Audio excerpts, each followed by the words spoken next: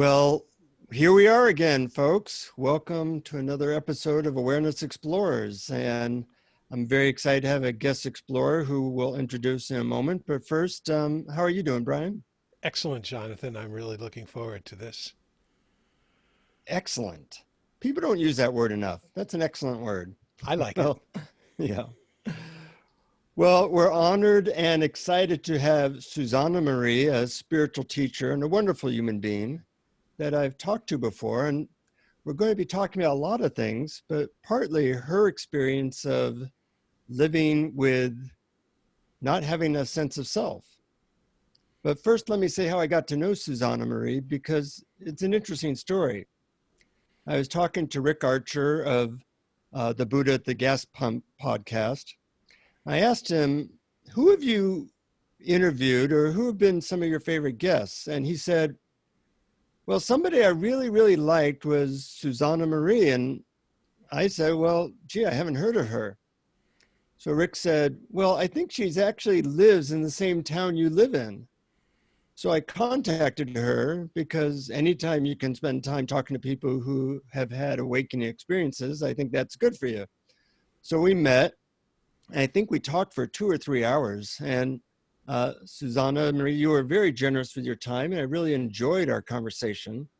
So when I was thinking of who I'd like to talk to about the experience of no self, you were number one on my list. So welcome to Awareness Explorers. Oh, it's so nice to be here with both of you.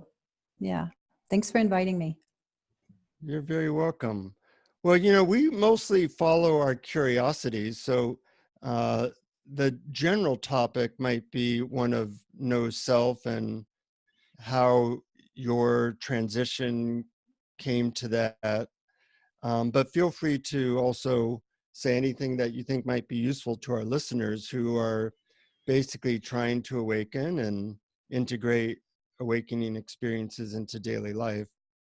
Sure. But I want to let you begin, Brian, because Susanne Marie and I have talked some, and you're new to this wonderful being. So what comes up for you? Well, thank you.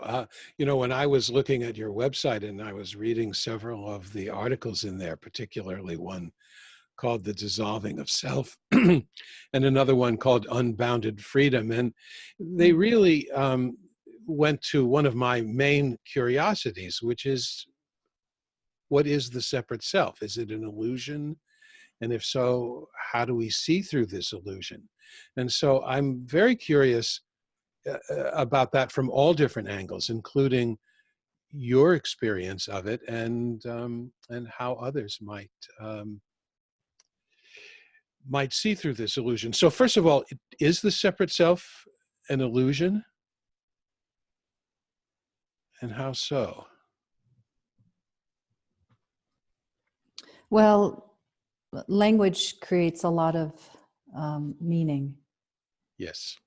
and definition, as you know. So if we didn't have that, the language of separate self, how would we be defining an aspect of ourself that maybe feels out of sync? Maybe we'd have different ways of relating to it. Maybe we'd say feeling disconnected, feeling disconnected from the whole. Some pain, maybe he's feeling some pain, some suffering, rather than creating a feeling of as if there's an entity that is the separate self. And now there's the separate self, and now, like when we start to develop spiritually, and at times we feel for instance, the inner unification, and the feeling of separate self falls away, and then maybe that feeling reemerges. We would maybe use different kinds of words. So it's not that the word is bad or anything like that. It's just that when we start to create we create more separation out of solidifying the idea of a separate self. Does that make sense? Yes. So In other words, by talking about it that way, we create a concept of a thing. Yeah, And exactly. therefore it is separate from other things, and we are separate from each other in that way. Yeah, very, very, very true. That's how it is.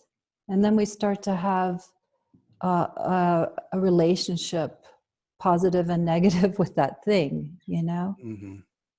That we and created maybe through language. through language. Hmm. Exactly. Yeah, we created it through language. Mm. And since we live mostly, especially in Western culture, in our head, the language that we create becomes kind of our reality after a time. We're not looking at the Mm, actuality in the moment, we're just relating to concepts. that's true. And we relate to ourselves as a concept, as you know, Mm. and see ourselves as an object within You know, awareness. I had a very interesting experience this last week. I was at a meditation retreat. Mm, And at some point during the meditation retreat, you have breaks, you meditate for a few hours. And after one of the meditations, the best way I could describe it is I had no sense of self, which is an unusual experience for me. mm, And I realized something was different, so I was trying to understand what was different. And I tried to think about my past. And it was almost like painful. I couldn't go there.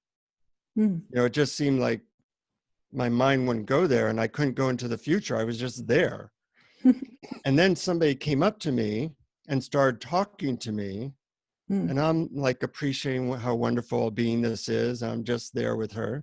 At some point in the conversation, I realized she was talking about my books and how they had impacted her life. And she was telling me, and I started laughing because she thought she was talking to the author of these books.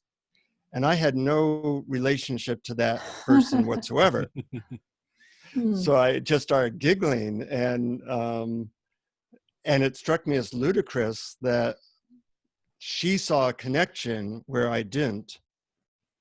And I'm Yeah. wondering, for you, what's it like? I know that at one time you've been a spiritual seeker for a long time, and at one time you went into what you called unity consciousness, and then that changed to what might be called no self. And I'm wondering how you would describe your experience as different than 30 years ago, maybe, when you were living like you were a self. How would you describe that transition or the difference between those two experiences? Yeah, that's a good question. Uh, First of all, yes, there was a feeling of self, but it never felt completely true. It always sort of had an off feeling, and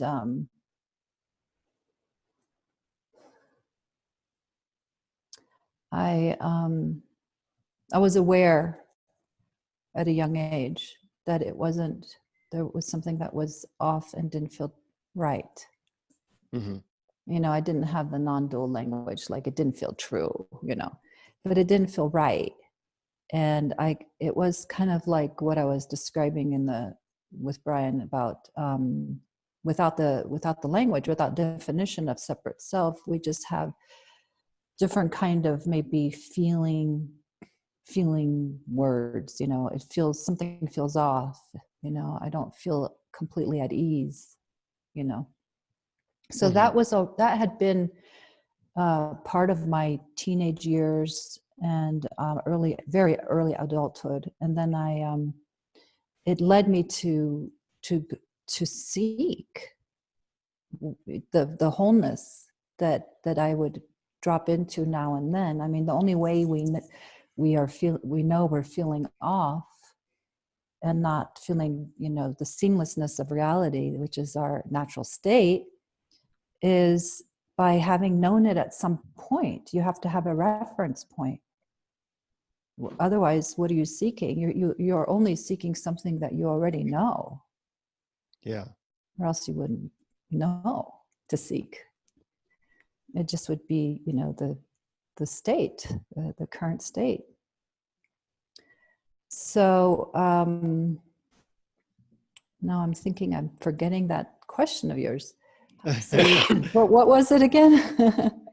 Well, I'm basically asking, how would you say your experience has changed over time, and what is it like from your perspective to not have a sense of self and live your life? Okay, yeah, that's right. Okay. So I was going backwards in order to be able for those who haven't heard any of my other interviews Mm-hmm. about my earlier life, that I wasn't solidified in the separate self. Mm-hmm. It just never wanted to take. And so I started early, to want to undo and come back to what many of us call the natural state. Mm-hmm. So there was a sense of unity. There was a sense of knowing what unity is, because there had been a kind of a flow of going in and out of it throughout my childhood and early adulthood. And so when I would leave that seamless field of awareness and come back to feeling the dissonance of the separate self, it would hurt. Mm-hmm. So that's what I was trying to point to, that created a seeker to want to return home. I think that's the best use of a seeker. A seeker is a wonderful thing when used in a constructive way. Yeah. It takes you back home. So I did all kinds of things, and to meditation and yoga and all kinds of things. And unity eventually solidified. So the sense of seamlessness, we have different types of awakenings along the way. There's not just one. But so unity solidified. And with unity, there is the sense of non-separation. So you can still differentiate and still be able to sense what's yours and what's theirs, and and here and there, and objects and all that stuff.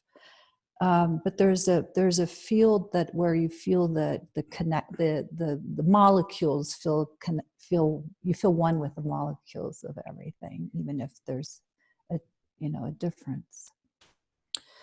So I lived in that unity state for probably 8-9 years before then this no self thing took place. Is it hard to function in that state? Like drive a car? Yeah, I mean, I think that there is a kind of an adjustment period that can take place, with every shift of consciousness. Mm-hmm. There's an adjustment period, and depending on how radical a shift it is, it's kind of like taking, the old record players and taking the needle from one song and putting it all the way over here to another place. It's kind of like, you're somewhere else, and you have to kind of adjust to the new, what's happening there with that song. Mm. So, but some people, it happens, it can happen so many ways that we lean and grow into unity kind of sometimes very gently, like waves coming to a shore, very gentle waves, and where you barely notice, that the shore is slowly being taken away by these waves. Yeah. So it can happen very slowly, but sometimes even there, like with me, it was happening gradually, more and more seamlessness, was feeling more at ease within my being, and realizing there really is no separation between myself and the outer reality. And then sometimes a big, wave, a rogue wave will come and go and crash, and then it'll take a bunch of land away. And that would be, like, for me, the moment when unity really kicked in, and it never did a back and forth, never did a, mostly in and sometimes out, or sometimes in, mostly out, kind of, or Yeah. whatever, wherever You you are weren't on you the weren't spectrum. oscillating anymore. Right. And when it was done, it was kind of like, it didn't ever return. So that shift was significant enough to have to adapt to. And you adapt. That's what we do, especially when we have context. Context is very important, and meaning good teaching is maybe a helpful teacher or a sangha or something. Context. Mm-hmm. So once I adjusted to that, but see, we have to remember and realize that unity is a very pleasant change in consciousness. And so it's not like, oh, where did my old state go? It's not like we're vying for it again. It's more, as far as experiences go, it's like the best in terms, it's a beautiful way to live. It's our natural state. Mm-hmm. Yeah, so I adapted to that for a very long time. And that was wonderful time. And I'm happy to talk about that. But you asked about then the no self, going into no self, which I didn't term that. I didn't make that term up. Actually, that term came from Bernadette Roberts. Uh-huh. That term probably was used thousands of years in different ways. But to specifically point to something that I think we're just kind of catching up evolutionarily, spiritually, to the possibility of what spirituality is meant to point to the whole time. And we just kind of lose sight of it, that there really is no separate self and there's no I that resides here. They say that in almost all traditions, I think.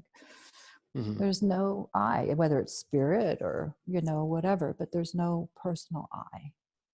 And when that foundation, when it's really through and through emptied out, that is a huge change in consciousness. I think a lot of people worry that if they lost their sense of self, that their life or everything would fall apart and they wouldn't be able to do anything. And it was actually a thought for me too. So it was interesting to see this experience this past week, and in other times that life goes on fine, actually much better usually, without self-referencing, and life flows through one. A strong sense of self is not needed really to get things done. But I'm wondering how you would say how decisions get made. Well, I'm glad you had that experience. It's like we get these tastes in order to help rewire the nervous system and the brain, and to also bring some calmness to the mind, and also to point for the body that it functions quite well without mind, playing a huge part. That something else, some other kind of intelligence kicks in, and it knows exactly what it's doing. So I think that we get dips, and tastes of this, and eventually it makes that shift permanently. So and by then, so if it does that back and forth and gently, the more it's nice. That's a nice, graceful way to enter new territory. It's like going to a totally new country, or maybe another planet. Another planet, yeah. So if you were just propelled to that other planet, maybe we wouldn't fare so well. But if we get little visitations, and then get back home, and longer visitations, we start to get in sync and realize that everything's fine there. So decisions are being made anyway by life. It's just the mind, it kind of imagines it's controlling things, and part of it. And it's kind of like training wheels. You got to take the training wheels off eventually, and we ride just fine. That which we really are rides just fine. And so there's no reason, there's no need, let me put it this way, there's no need to really have to think and access mind for functioning to happen. It's just like, when you're driving a car and you go offline for a while and you realize you're driving just fine, and you come back and go, whoa, I'm really glad that I got it, everything's fine. Mm-hmm. Right? Yeah, It's kind that's of a good fun, analogy. kind of a weird feeling sometimes. And it's like that. It's like that. But then you just live like that and you don't think about it. Because like you said, self-referencing went away. The ability to, or maybe the desire, but the ability actually eventually just goes away, where the capacity to look at oneself and self-reference. And that is a mind capacity to bend on itself and to look at itself and create subject-object polarity through that mechanism. Mm-hmm. And so it sees itself as an object by bending and going, oh, this is me doing this. This is me thinking. I need me to do this. I need that mechanism. Me doesn't exist, but it's a mechanism of mind. And so for some reason with no self, I don't know, I think it's just an evolutionary leap, because I don't think that if we had a choice, we would choose to do this. Mm-hmm. It's kind of like Mm-hmm. really jumping into the abyss. But luckily, it's not you jumping anymore at that point. With unity, a lot gets dissolved. So that ability to self-reflect, which is self-referencing, gets clipped and never to return.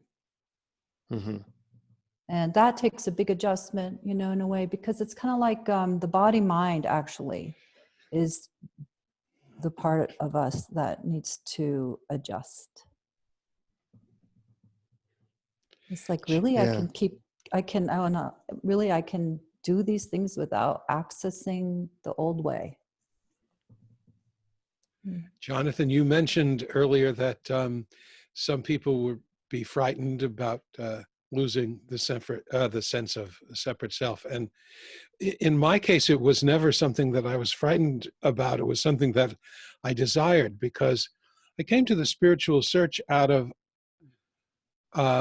feelings of depression and negative self-worth and a lot of other emotional problems, and it seemed to me that they all revolved around protecting my ego, not getting criticized, not getting into trouble. And so it seemed that, wow, wouldn't it be a marvelous solution to this if that ego that I'm protecting was somehow seen through? Mm-hmm. But my problem was that when teachers would talk about the separate self, and that losing the separate self, or that it's not really there, I realized that I equated the separate self with this body. And Mm. obviously this body is here. So it was hard for me to say, oh, it doesn't exist. And so I realized I may have been thinking about the separate self in the wrong way, not as the physical embodiment or the thing that's different from other people, but the point from which I experience the world. Mm-hmm.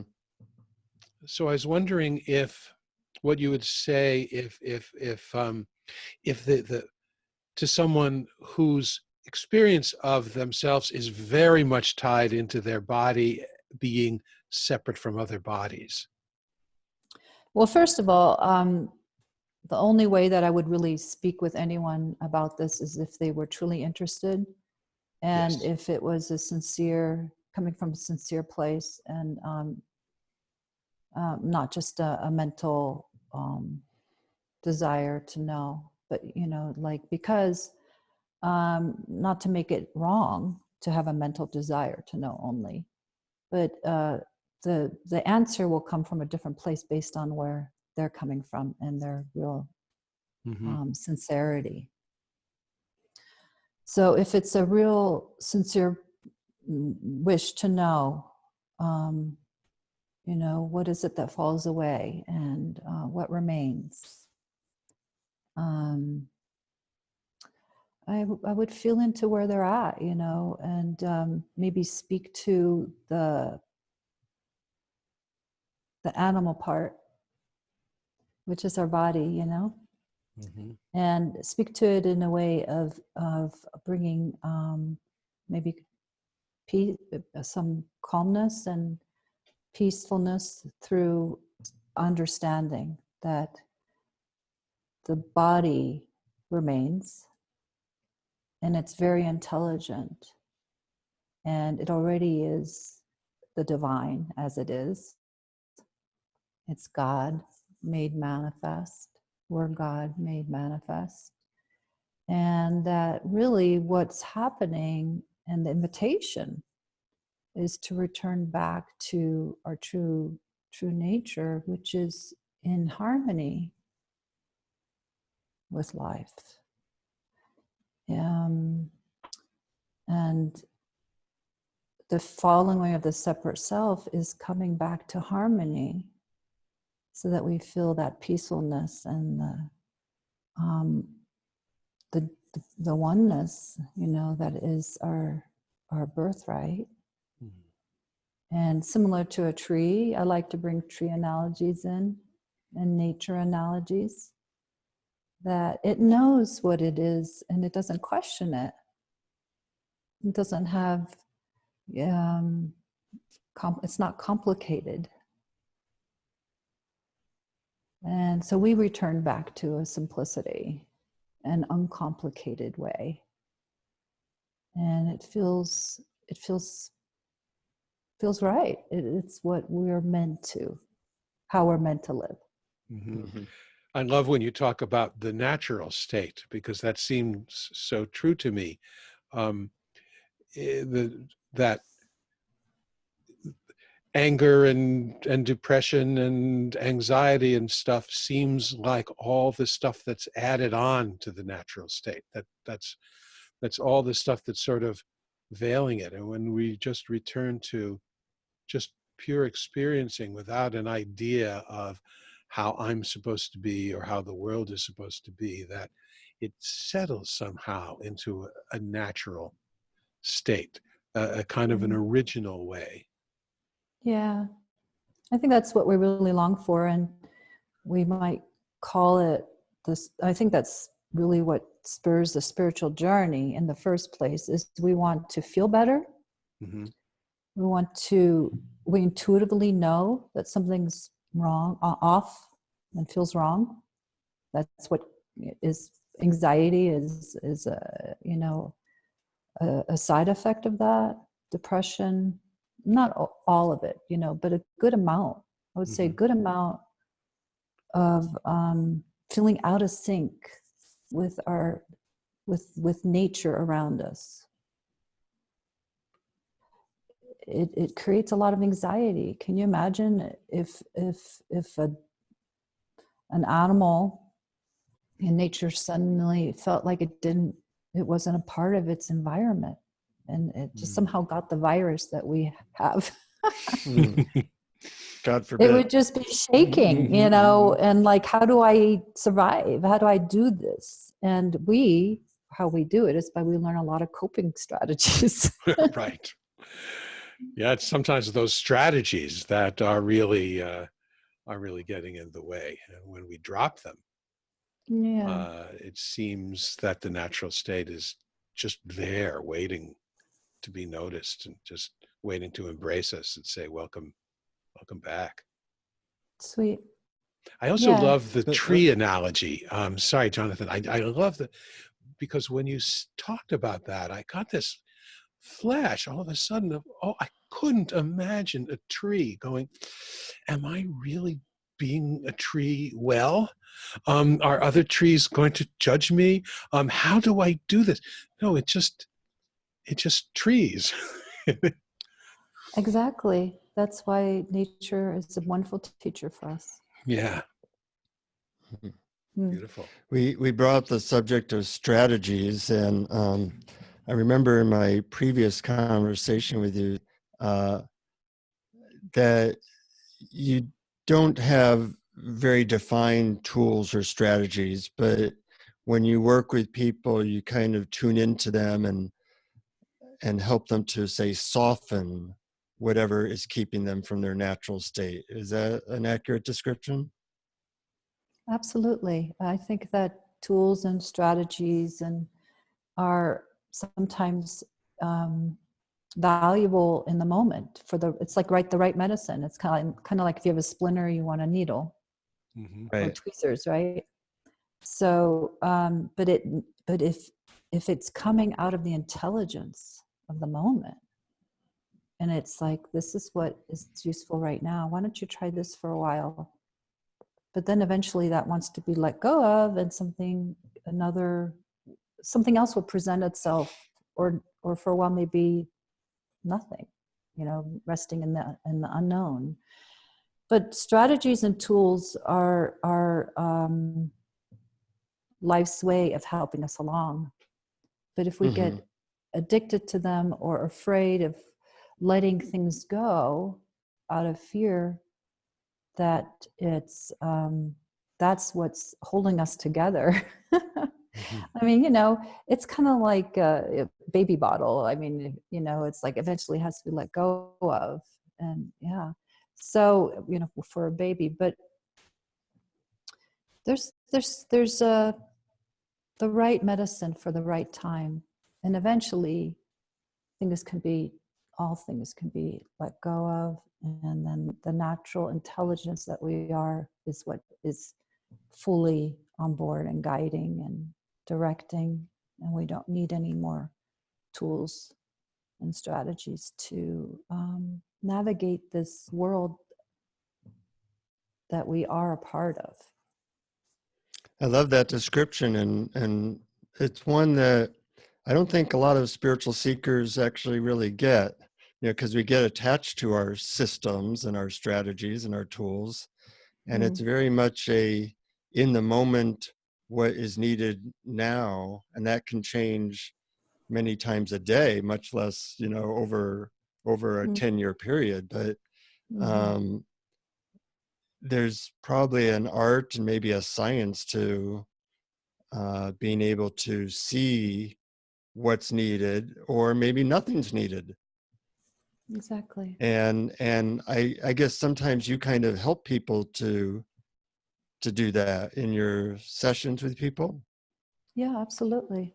Yeah, it, Hmm. it all arises from the moment, and being able to deeply tune in and listen to where someone's at, and Hmm. not just on the emotional human level or psychological human level, but on the spiritual evolutionary scale level, like where they're at and Yeah. what may be needed and what support may be good, not just to make them feel safe and comforted, but to also kind of help further, you know, kind of maybe keep moving in the direction of, if that's what they want. Yeah. Hmm. If that's really the heart's longing only, of course. But the great undoing, this is a great undoing that takes place. Yeah. Mm. I recently talked to somebody who is I consider very awakened, and I asked her, do you have negative emotions? And her answer was kind of funny to me. She said, I don't really relate to the question. I don't relate to a you. I don't relate to have. And I don't relate to negative. Um, Okay. so I'm wondering, and I believed her. Okay. Hmm. Uh, Sure. but I'm wondering how you relate to emotions, and yeah, what do we do with them? Because sometimes they can take us away for quite a while.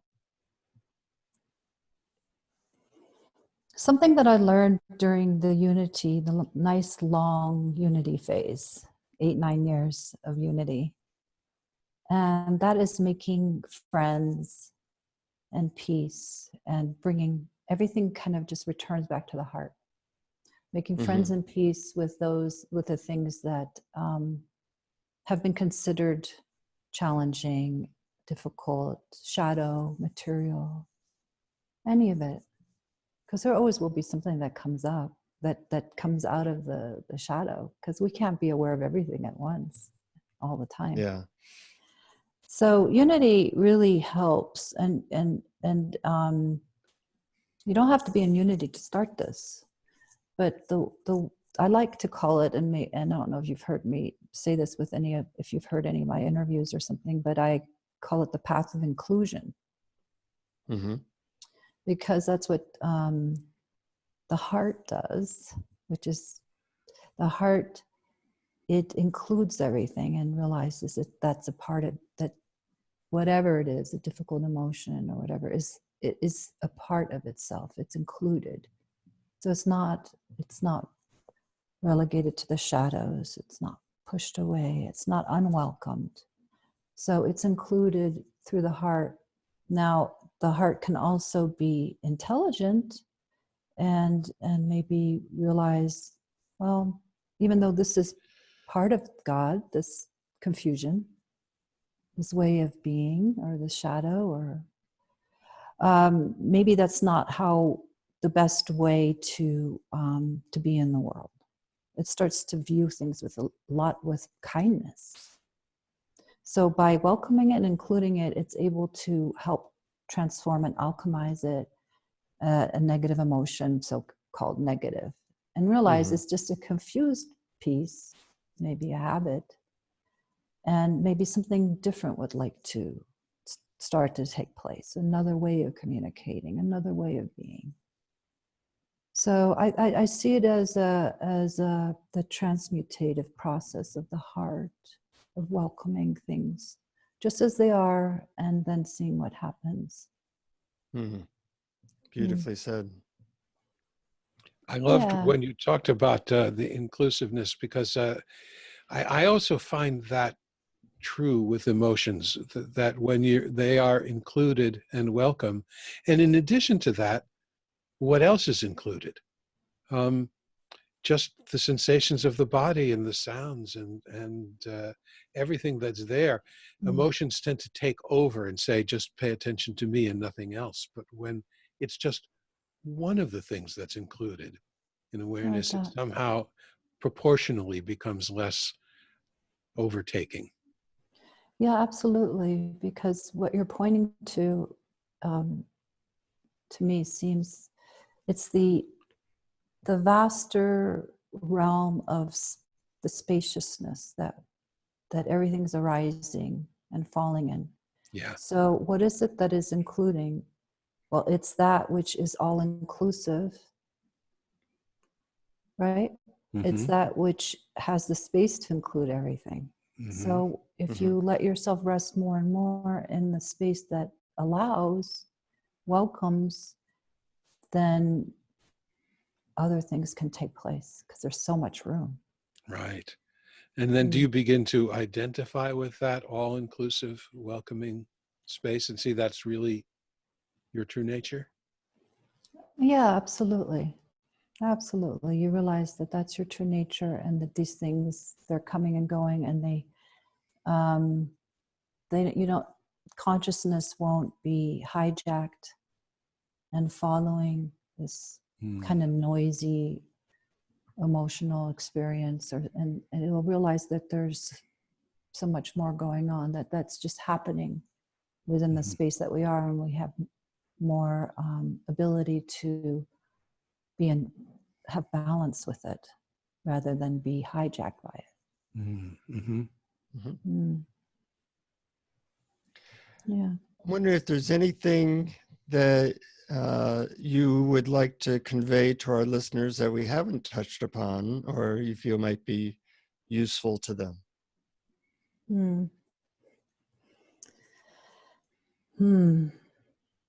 Well, I do feel like the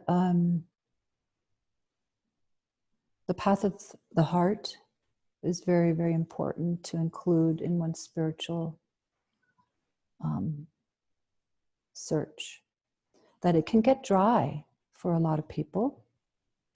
And in that, I think people can be kind of hard on themselves and judge themselves and start to compare themselves to what awakening is supposed to look like. And rather than really start the inner work of allowing the heart to do the transmutative process. So what I would say is to put as much attention as possible during the day on the heart. Let the heart start to get activated. And it's an intelligence center. It's been proven. So let this intelligence center help dissolve, not just mind looking at itself and looking at beliefs, that can turn out very dry, and it can also create a lot of hierarchy. What's welcomed, what's not welcomed. A lot of duality can arise by having a spirituality that is primarily mind-oriented, because then we relegate things in the light and in the shadow, the dark, and this is welcome, this isn't, this is spiritual, this is something that needs to be gotten rid of. And then we can bounce around in that and not really progress very far. Mm-hmm. So if you activate the heart by placing attention here, it actually starts to get, like a generator, starts to get going and purr like a cat, actually. It's really happy to be paid attention to. So then the driver's seat can fall here. Ramana actually pointed to that. He said, let your mind fall into the heart. Because the heart is a great navigation system. And it is that which reconciles duality. Mm-hmm. It is that which makes peace with polarity, with opposites, with the paradox. So the heart will look at something and it can still have, discrimination and say, no, I don't think I'll do that. No, I don't want to hang out with that person. Just because the heart is activated doesn't mean it's going to be a big, very relaxed puppy. I have a new puppy, so I'm thinking a lot about dogs and animals right now. Yeah, but it actually can be very discerning, but it can be discerning with love, even. Like love can be a no, but it doesn't close itself off and put it like no because that is bad and it rejects it. It's more like no and. It's more like no, and I think I'll go do this and I'll put my attention here. But it transmutes really truly. Like if there was an alchemizing stone, like of the ancients, they were talking about what is alchemy. It really is the heart in this case, what we're talking about, the great transmuter. I'm very glad I asked that question because that was a wonderful answer. Oh, thank you. Yes, it really was. And as you were talking about the heart, I said, okay, while I'm listening, I'm going to do that. I'm just going to put my attention and listen from there. And I invite all of our listeners to do that. If you want to listen to it again, just listen from that heart, from that spaciousness that dissolves duality, and experience it. And then you're out of the mind, you're out of the analytical self, and you're just pure experiencing. So Beautiful. Thank you for that. You're so welcome. It really does soften the doer, Yeah. Yeah. And you mentioned one of my favorite heart opening techniques, which is my dogs. Every morning, including this morning, I do a little darshan where I kiss their snouts. I tell them how much I love them, and it's a really wonderful way to start the day. And it often brings tears to my eyes, and they seem to enjoy it as well. Oh, And I bet. And I wrote a book called Conversations with Dog, Adventures of a Four-Legged Guru, because my dog has been really an instigator of being able to get out of my head and into my heart. And I think anything that we can do to do that is a good thing. Jonathan, I just want Absolutely. to add to that, since you're talking about dogs. I thought this would be a great opportunity. One of my very dear friends, Bridget, who's a very wise person, says that if you're having a problem, ask yourself, is this a problem that a dog would notice you're having? In other words, if you're in physical pain, a dog would notice. Yeah. If you're in mental pain about whether you're making a right or wrong decision, the dog is not going to be noticing that. So the real problems are just the problems a dog would notice you're having. That's good. That's a good indicator. Yeah, many of us are living with very spiritual beings. They just happen to have four legs. Yeah, and Yeah. oftentimes when if they get neurotic, it's because of the two-legged beings. Exactly. They inherit two-legged Yeah. being neurosis. Yes, I've seen that happen. But I've also Yeah. seen Absolutely. them get over that when a new two-legged being Yeah. comes into their lives. I've seen Sweet. dogs completely heal from past trauma because the new owner is loving and caring. I'm guessing that's how we are too. Mm. That if we are able to be in Sangha with two-legged beings who are more and more relaxing into their natural state, it creates a nice field for others to open to. I think that's what satsang is about. You know, the ideal of satsang is not to fill the head up with concepts, but to fill up the heart and our body, minds with the transmission that we can relax into this. We can trust it. Mm. Well, Lovely. I feel that in spending time with you, Susanne Marie, it's a blessing Thank you so much. to have that transmission, that sangha, and reminders. And I hope our listeners also are tuning into that as well. Well, I feel that with the two of you. I feel like it's a space we're sharing, and I'd love to tune into also the audience, and we can all share in it together. Mhm. Yes. At the end of our interviews, we often ask people if they can maybe share a short guided meditation Sure. that you think might be useful to folks. And if something comes up, now would be a good time for that. Sure. Well, I was thinking maybe we'll do uh, just a very simple breathing exercise in and out of the heart that people can maybe include if it resonates for them in their lives. I think that would I'd be like lovely. to. Great, thanks. I'd like to just preface it by explaining that it's a very powerful meditation, and it's good to practice it just a couple minutes to maybe 5 minutes, a couple times a day until you get more familiar with it, because it can actually start moving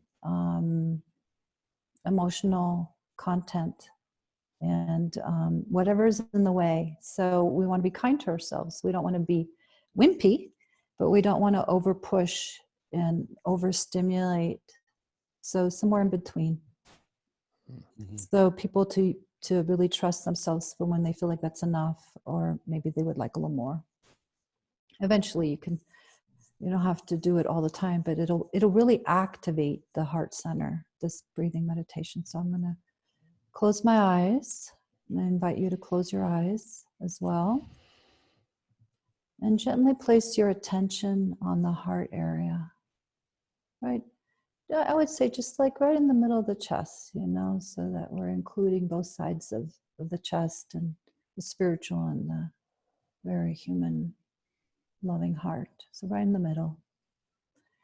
And imagine that right there in the middle of your chest, you have your nose, you have two nostrils right here. And when you breathe in, imagine that you're breathing into this heart center. And then when you breathe out, you're breathing out from the heart center as if you have your nose right here. And you breathe in. Nice, deep, relaxing, calm breath. And then breathe out. And continue.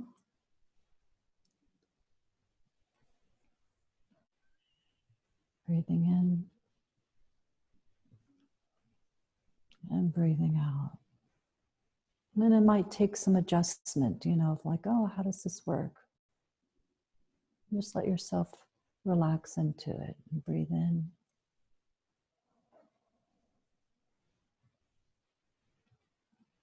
And breathe out. And continue. And you maybe feeling some things already starting to move, maybe a pleasant feeling. Maybe you can feel some layers of some pain can even arise, but just be very gentle. Breathing in.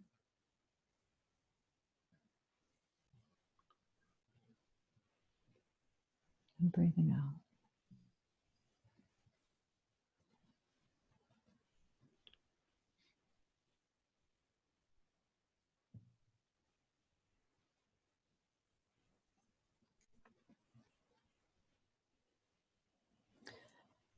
And I'll just talk a little bit more through it, but you can continue breathing in and breathing out. And in the air, just so you know, I'll speak so that you can include this in your meditation later on, this understanding that the air that's coming through and passing through your chest, it's stimulating little filaments, little areas of the heart and of the chest area, inviting things to open and for flow to happen. And depending on how protected the heart may be, or how open it may be in the moment, what kind of pain may be lying there on the human heart, all that will be invited to be released. Breathing in and breathing out. And what's being invited is the spiritual heart to start shining and supporting the human heart to let go of whatever coping strategies or protective mechanisms have been placed there in a very innocent and understandable way. Breathing in and breathing out.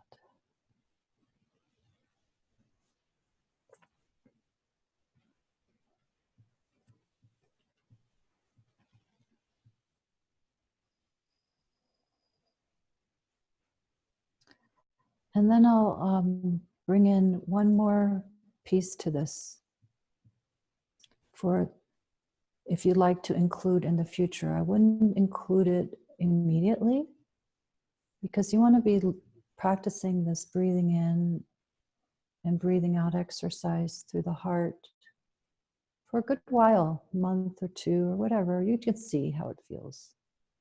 Maybe it will point organically when it's time to do part 2 of the exercise. And part 2, and maybe you can just try it just for now, just to see what I'm talking about. And then you can let it go. So you breathe in through the heart and then breathe out through the back of the heart. Imagine that there's a little trap door that's opened up. Breathing in, and then you breathe out, and it goes out the back. And then again, you breathe in through the front. And out through the back. It has a very different feeling, doesn't it? So we'll just gently let that go now, just as a pointer for you for the future, not to limit, but just to allow the full fruition of this first exercise to really have its effect. And then part 2 can be brought in. And then you can play around and see what feels most natural to you. Let's again end with the first part of the exercise, breathing into the front of the heart, letting it stay there. And then breathing out the front of the heart. A few more times.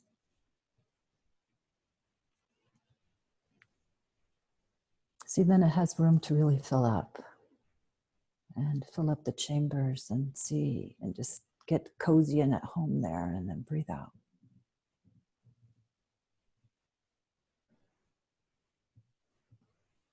And when you're ready, you can open your eyes.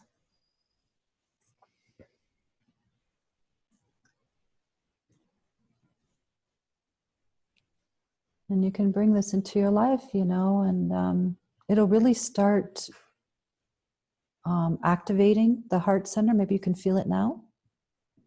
Feels really nice. And if you encounter anything, your audience encounters anything that is a little sticky, a little painful, you can do it gently and then let it go, and don't over activate. Let it digest during the day, and then maybe at the end of the day, try again for a while. Let's see if that is something that calls to you to try. Really activates the spiritual heart and helps release the whatever may want to be released in the content of the human heart. Beautiful. I love its power and simplicity. Mm-hmm. Yeah, it's a tool. It's a good tool. Yeah.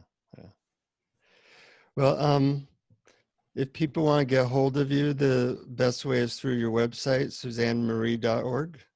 Yeah, and the way you say my name is Susanne. Okay, Susanne. But it is spelled with an E at the end, but it's German. So SUSANNE Marie.org is my website. And I have a contact page or connect page, and feel free to reach out. It is a beautiful website, by the way, both in content and just in the look of it and feel of it. Thank you. I'm glad that you have that artistic appreciation of it. I had fun. Yeah. It. Oh, good. Yeah. Thanks It's so much. lovely. Yeah. Susanne, thank you so much for coming and sharing your time and wisdom generously. It's just beautiful. Oh, it's my pleasure. Really, really. It's nice to meet you, Brian. It's nice to see you, Jonathan, again. Yeah, really, really good to be with you. I really appreciated our time together and the questions and where we went. Very much. Great. So I'll just say, feel free to share this with your friends and family, and use the meditations and all the stuff about that, and keep exploring. Keep exploring. Yeah, thank you. Thank you very much. Bye-bye.